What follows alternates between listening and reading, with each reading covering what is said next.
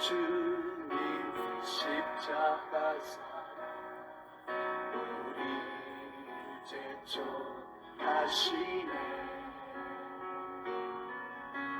오늘 들고 예루살렘 향해 일어나 너거. 마태복음 19장 1절에서 12절의 말씀을 중심으로 이혼하지 말라 하는 말씀으로 중요한 의미를 나누고자 합니다. 우리 예수님께서 이제 갈릴리에서 남쪽 요단강 건너편 남쪽 지역에 유대 지역에서 복음을 전하러 가셨는데, 그때에 바리새인들이 예수님을 시험하려고 나와가지고 예수님께 이혼에 대해서 질문을 했습니다. 그러니까 말하면은 예수님을 시험하여 그에게 말하되 사람이 어떤 연고로든지 그 아내를 버리는 것이 옳으니까 라고 질문했습니다. 자, 이 유대인들은 무엇을 덫을 딱 걸어놓고 지금 예수님께 질문하고 있냐면, 유대인들은 랍비에게 배운 교훈을 따라서 움직입니다. 이 바리새인들은 랍비가 누구냐에 따라서 막 거기로 가서 그 문화에서 배우기 때문에, 그러니까 이제 유대인 랍비 중에 그 당시에 이혼에 대해서 두 갈래의 큰 이렇게 학설을 가지고 있는 사람들이 있었습니다. 삼마이라는 유명한 랍비는 엄격하게 이혼을 하면 안 된다는 주의예요. 그런데 힐렐이라는 이 랍비는 이혼을 해도 된다는 것을 주장한 거죠. 그러니까 예수님이 이제 어떻게 대답하든지 예수님은 한쪽에는 걸리게 돼 있는 거죠. 그래서 예수님을 시험하면서 테스트를 해보고 있는 겁니다. 그런데 이 바리새인들이 얄팍하게 이렇게 덫을 딱 만들어 놓고 하는 질문에 예수님이 걸리느냐면 예수님이 안 걸리죠. 예수님은 오히려 하나님의 창조로부터 사람을 하나님께서 결혼을 시킨 그 의미가 무엇이냐는 것을 근본적으로 따지면서 논리정연하게 말씀을 하는 겁니다. 예수님의 말씀의 내용은 뭐냐면, 이혼이 문제가 아니고 하나님이 남자와 여자를 창조했다 이거예요. 그래가지고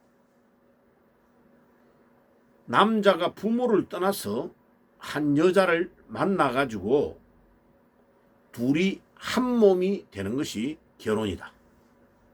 딱 결혼에 대한 정의를 분명하게 해주시는 거죠. 그래, 그 결혼이라는 단순하게 육체적으로 하나로 결합하는 것이 아니고 정신적으로 영적으로도 결합하는 것이다 라는 것을 말씀을 하는 거죠. 그리고 그런 성경에 기록되어 있는, 창세기에 기록되어 있는 이야기를 읽어보지 않았느냐? 라고 예수님이 반문하는 거죠.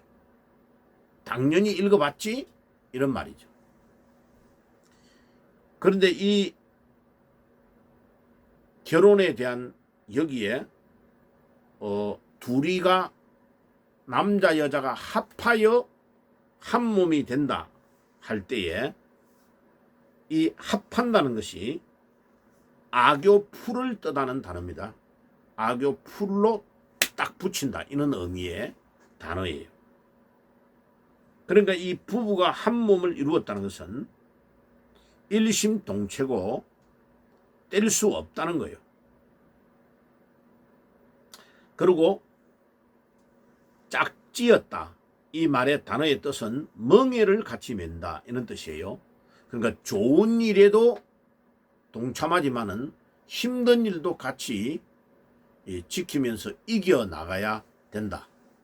결혼을 한다는 말은. 조금 환경이 안 좋고 힘들다고 그만두고 가버리면 그것은 부부로서 정상적인 생활을 하는 것이 아니라는 것을 예수님이 말씀하는 겁니다.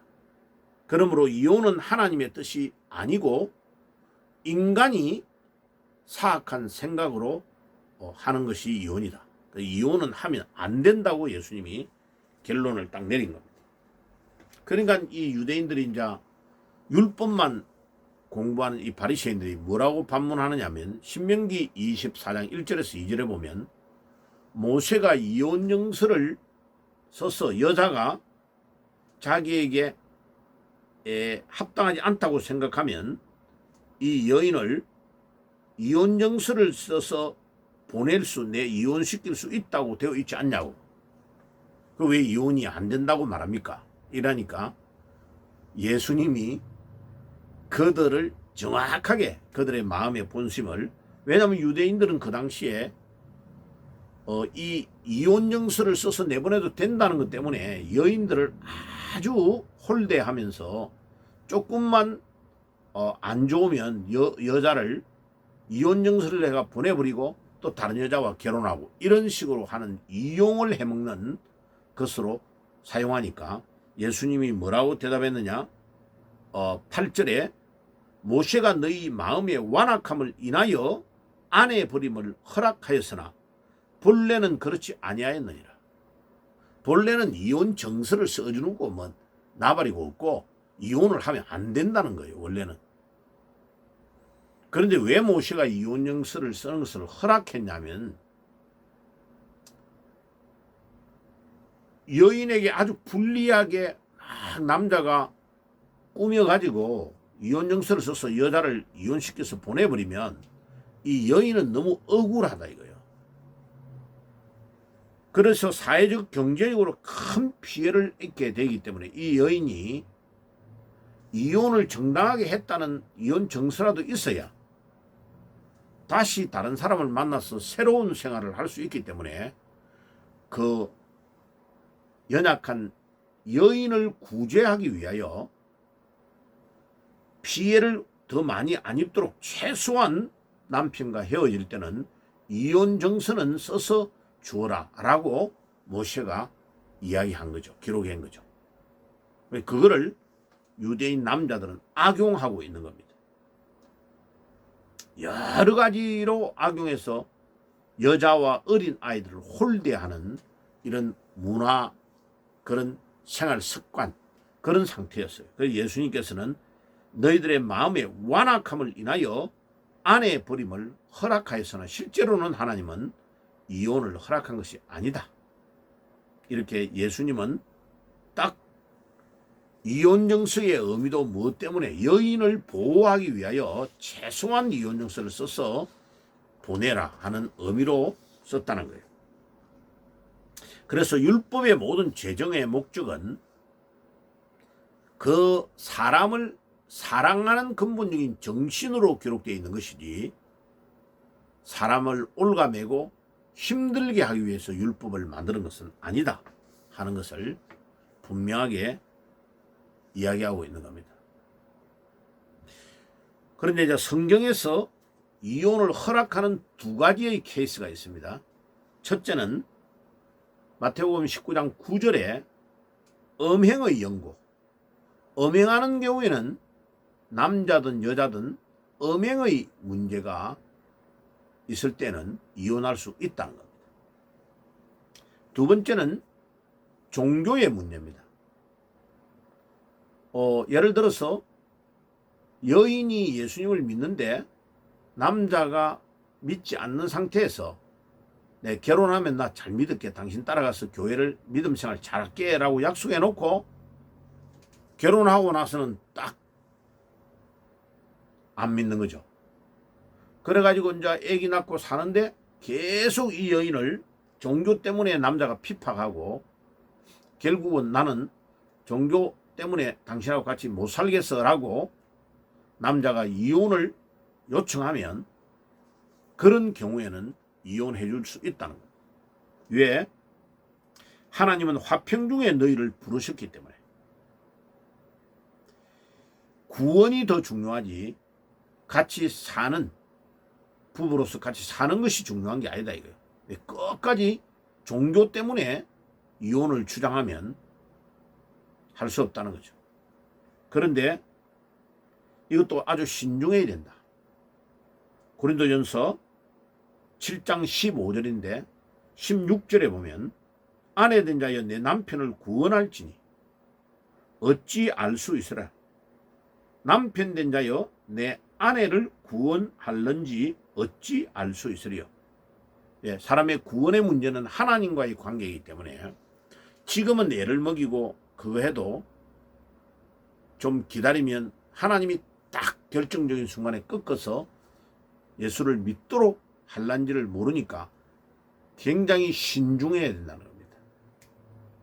참을 수 있다면 참고 도저히 안 될 때는 할 수 없다 하는 것을 가르쳐 주는 것입니다. 자, 그래서 오늘은 이혼에 대한 주님의 가르침을 우리가 잘 생각했습니다. 기도하겠습니다. 하나님 우리 아버지, 이 결혼에 대한 의미, 또 이혼을 어떤 경우에 할 수 있는지, 해서는 안 되는지를 가르쳐 주신 것 감사합니다. 오늘도 이 말씀대로 저희들이 잘 깨닫고 순종하며 살게 주옵소서. 예수님의 이름으로 기도드리옵나이다. 아멘. 지금은 우리 주 예수 그리스도의 은혜와 하나님 우리 아버지의 사랑하심과 성령님의 교통하심이 이 가정과 결혼 또 이혼에 대해서 하나님의 말씀을 잘 깨닫고 순종하기를 소원하는 모든 주의 백성들 머리 위에 지금부터 영원까지 항상 함께 계실지어다. 아멘. 영원한 주님 십자가 사랑 우리 제초하시네.